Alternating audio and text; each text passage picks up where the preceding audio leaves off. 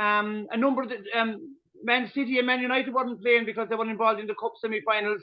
So we'll just look at the picture. The top of the table, Arsenal, they were 4 points up. They had a great chance to go 7 points up. They played on Friday night. They were at home to Southampton, who were bottom of the table, so it was top against bottom. If I was a betting man, I'd have put the car, everything on Arsenal winning, and I'd have lost it. Yeah. Because the game finished in a 3-3 draw, and for the Southampton were actually 3-1 ahead, but Arsenal came back and drew it. So, what are your thoughts on that game itself and the overall impact on the table and the title race? Well, to be honest with you, Paul, because I unfortunately didn't get to see the game, but when I heard the results, I couldn't believe it, and even more when I watched back the highlights of the game, it was even more shocking in a way. Whatever way, Arsenal, I know they came back in the end. They got 2 goals after the 85th minute, and they managed to get an equaliser, and they had 1 or 2 chances and had the time to win it. Whatever way you try and dress this up, this is 2 points dropped. Yeah. Because you have to be beating Southampton bottom of the table now. Hands up, being a Chelsea fan, I know we've lost twice home and away to them. We are still going for the title here, and particularly after losing a 2-goal lead against Liverpool and West Ham, and particularly the form of West Ham before they played Arsenal. Yeah. This is worrying form for Arsenal at the moment. 3 goals. The first goals, I don't know if you saw it, Paul. No, I didn't see it at all. But I just noticed 3-1, and he got 3-3, but I saw none of it. But... Yeah, it was a bad goal. About 30 seconds into the game, literally no time to settle down in the game. Ramsdale, who's been in fine form this season, although I do believe he has a mistake in him.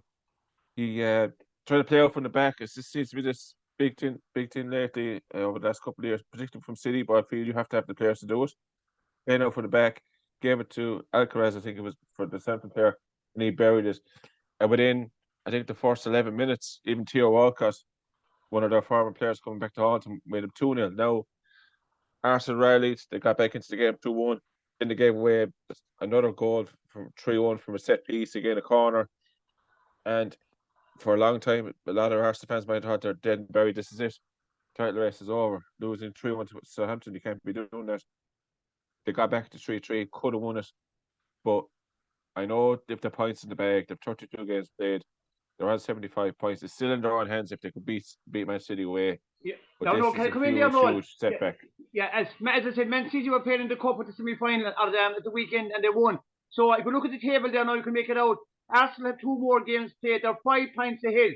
But if you look at the form table, you can see there Man City have won their last 5 matches. Arsenal have drew their last 3. So if Man City win their 2 games in hand, they'll actually go ahead. And this game, and we just talked about now, there's a big game this Wednesday night coming up. Man City at home to Arsenal. If in my opinion, if Man City win that, and the form book will tell you they'll win it, they have the league title won in my book. Even a draw would leave them in the driving seat. Do Arsenal need to get a win to really take charge again? And if so, are they capable of getting a win Wednesday night?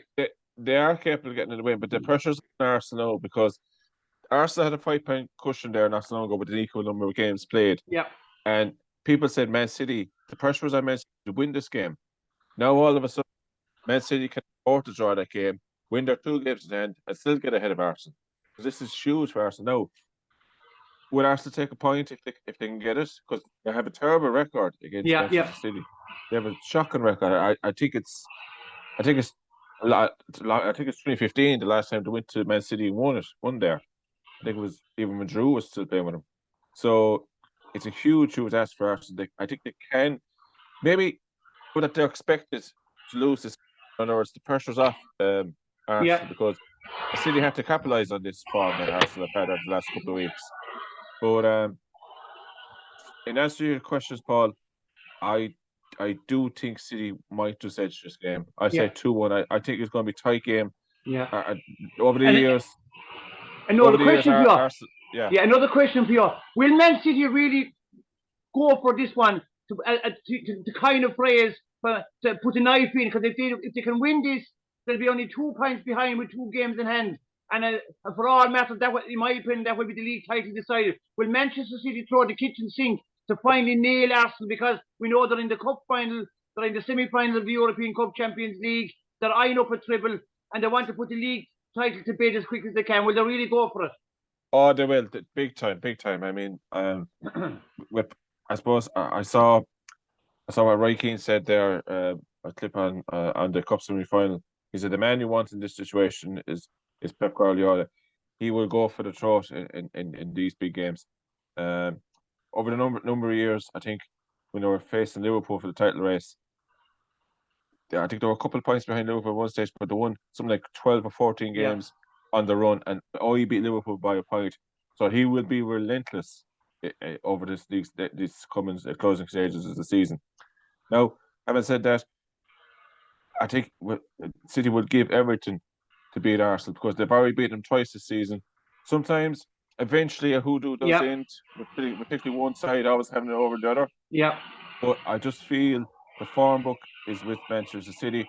They're clicking into gear now. They're in the Cup semi-final. Now, beats Sheffield United handy enough in the end, 3-0 after 66 minutes to took off all their big guns.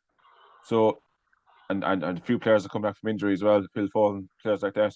Yeah. So, it's all saying the City's going to win, but you'll give Arsenal a chance. Yeah. I think if Arsenal got a draw, they're still doing okay. Yeah, of course, Noel, psychology is a huge thing. In a strange way, when Arsenal were 5 points ahead with equal games played, the pressure was on them. They had something to protect.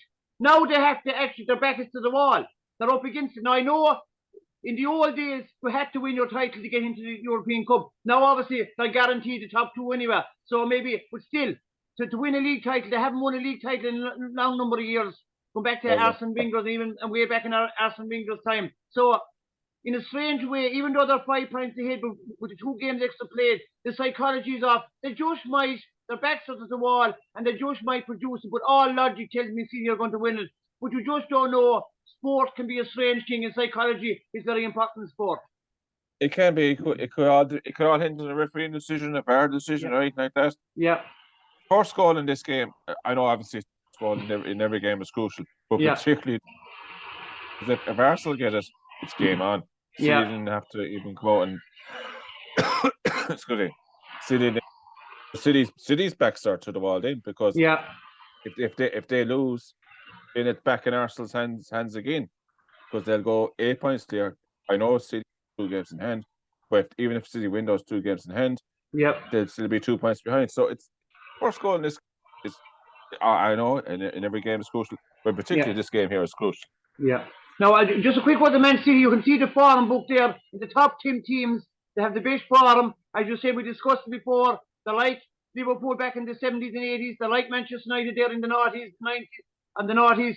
Once they hit this time of the year in April, they're usually, and you can see it there, the 5 wins in a row. And anyway, so they seem to be on form.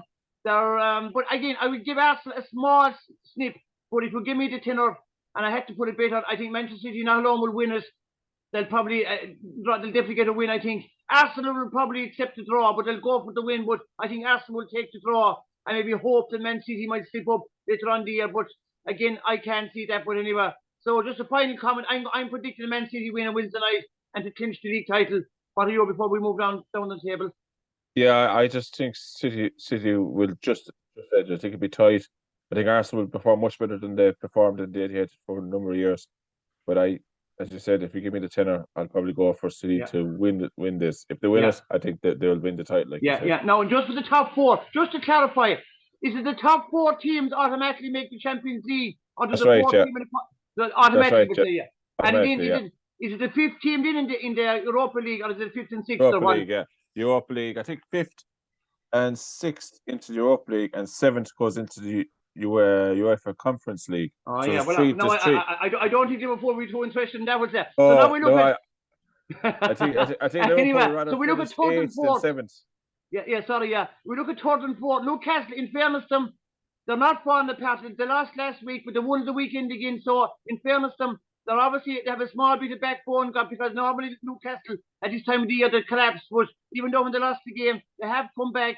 They're level in points with Manchester United. Even though they have an extra game played, but they're 6 points clear of Spurs in 5th place with a game in hand. So to me, it looks like that Newcastle and Manchester United will make the top 4. Even though Manchester United have they won the cup match in penalties. They got a hammer during the week in the Europa League, but to me, they have 6 points advantage over Spurs and 2 games in hand. Surely, to me now, it looks like Newcastle and Manchester United will be 3rd and 4th. They might even how they'll switch that around, or what do you think? Yeah, well, Paul, I think the results yesterday has done huge damage to Tottenham. I mean, Newcastle United beats Tottenham Hotspur 6-1 in Yeah, Newcastle. They were 5-0 up, I think, after yeah, 5 minutes, and it was just crazy defending. I think the setup. I think I think what happened with Tottenham, a bit like Chelsea, the sack Conte, no, well, he left, whatever way you want to phrase it, and Delaney, his assistant. I mean, that's. I don't think he's good enough. I don't think he's the main man. I think even Jeremy Carragher said get a right manager in now or something like that. He was saying he's a Liverpool supporter, but yeah, Tottenham. I can't. I After that beating they got yesterday, I can't see Tottenham uh, raising a raising a gallop for fourth place. I think Man United will eventually finish the third or fourth. yeah, Newcastle with the money behind them now. I mean, I think they're even ahead of the schedule now. To be quite honest, I thought it yeah. would take like the years before they get into the top four. They've done it within 18 months since the new ownership came in. So I think it's big. It's a big statement now if Newcastle get into the top four. Now I think after that yesterday's performance, I think they will. And of course, Arsenal have to go to Newcastle later in the season as well before it finishes. So I think I think Newcastle and Manchester United will get third and fourth. Yeah, and just a quick word on Newcastle again, as we said, that the money have come in there, but traditionally Newcastle, and I'm repeating myself now, we go back to the famous Kevin Keegan collapse, what actually did Manchester United or Newcastle collapsed on the pitch, and Kevin Keegan collapsed afterwards in the famous interview. But Newcastle has seemed to have a bit of a backbone now. They're not going to Yeah. fall away, and that has really helped them. And they have massive support. Like Newcastle is a huge supporter club. People don't really Oh, understand it. Great history, great tradition. They're absolutely passionate supporters. They would travel in any corner of the world to support their team. So now with a bit of money and a bit of backbone, there will be a serious threat in the coming years. they will. They will. Eddie House did a fantastic job. I mean, when he took over, they were nearly in they were in the pretty much in the relegation zone. And now I know obviously the finances helped, but to keep all those players happy and to get the form that they're in. Now, I thought up to the League Cup final, their form wasn't great, and then Man United just picked them off 1-2-0. And I thought then their season might just Yeah, nosedive. But fair play to them, the players and the staff and Eddie Howe himself. They've really kicked on since that League Cup final defeat, and they were on 59 points. I think the only team that's done better than them was the team that got into the Champions League 20 years ago. With I think with Jermaine Genius and Alan Shearer were still playing back then. yeah. So yeah, they're going for Champions League place for the first time in 20 years, and I think they'll get it. And I think, unlike 20 years ago, they got the finance to challenge now the top teams like Arsenal, Manchester Yeah. City, Manchester United, Liverpool. So Newcastle going to be around for a long time Yeah. yet, Paul. No, just a question before we move on. Is there a danger? Eddie Howe, he's done a brilliant job, but he's not a high profile manager. Is the danger now that over the summer, that a high profile manager, or even the start of next season, if they don't get a particularly good start, if a high profile manager becomes available, is there a danger that Eddie Howe could be if they don't get a good start next season, and maybe that in the Champions League and the league, that Eddie Howe could get the bullet, that kind of phrase, and a high profile manager could be brought in. I go back to a number of years ago when Ruud Gullit was brought in, and he said he wanted to play sexy football. As soon as I heard that, I said he was finished. Do you know what I mean? Is that a danger for Newcastle and the owners? Will, even if they don't get a great start next season, will they have the battle to stay with Eddie Howe? He's a low profile, he's a good manager, top manager. He was there before, was at Bournemouth. But if a high profile man comes on the market, could get trigger happy? Is that a danger? Well, as you know, Paul, eating bread is soon forgotten sometimes, particularly with football and loyalty can sometimes go out the window. I think he's done a fantastic job, but you're right. If Newcastle don't start very well next season, now there's no indication that they will. He will of course have Champions League games if they do finish in the top four. Yeah. I don't think Eddie Howe's managed the Champions League before, so because with the clubs he's had. So yeah, it is a possibility, Paul, if they don't get off to a good start, if their form takes a big nosedive and they're not able to cope with, Saturday, Wednesday night with the Yeah. Champions League. But no, I think the people sometimes call steady Eddie. He's not flash, but he gets on with the job. I think he will relish the challenge, Paul, to be quite honest, Yeah. managing a team in Europe. I think he's a very good man. I think he's the best. I think he's the best young English managers out there. There's not many of them now, to be fair, in terms Yeah. of others